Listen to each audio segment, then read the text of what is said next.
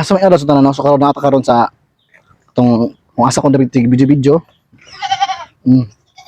Kaban ko akong baray so akong bata. Ay Sazi. Ay Sazi. Ito bunal na. Namasa mi sa mga kanding are. Yung kanina, nagbigay da. Kato ni among kinuha ito sa kuan. Dili to kinawat ha. Amo agid to. Amo ang inangkon. So amo nang giligo ako mga igsuon. Tanawa oh. Mga bata pa ni ko mga igsuon. Pudari oh, dagko na kayo.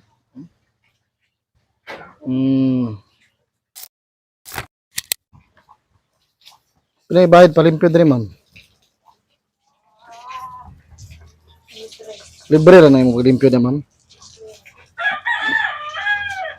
So dagko na kay mga baboy no. Unsa man hikayon ma'am karong maabot eleksyon?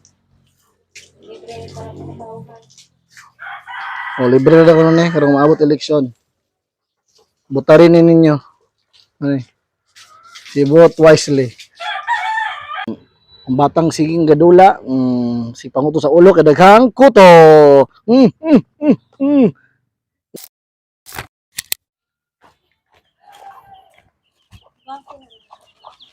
Ruby. Taga sing report eh. Tabang-tabang takunuhay para buudan sa tanaw sa mga tao. Di ba?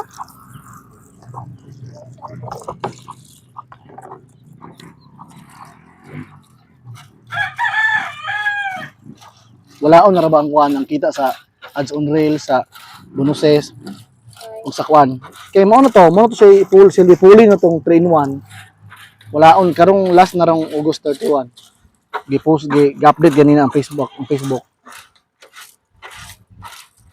So katong mga wala pa na invite sa content monetization mo to sila dapat na sila ma-invite kay bisan pag ganang atong nakakwarta na sa kuan mawala gid ang ilang kuan.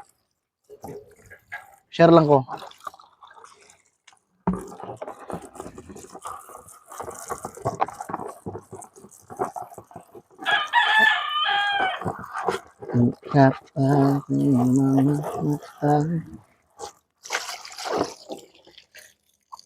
Saan ibutang?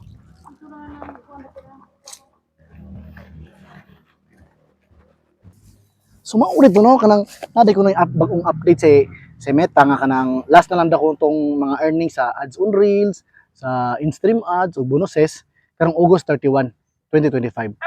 Kay mao lagi na bagong update. So nagbag-o na pod, nanapod siya bag-o. Bag-o na kita nan.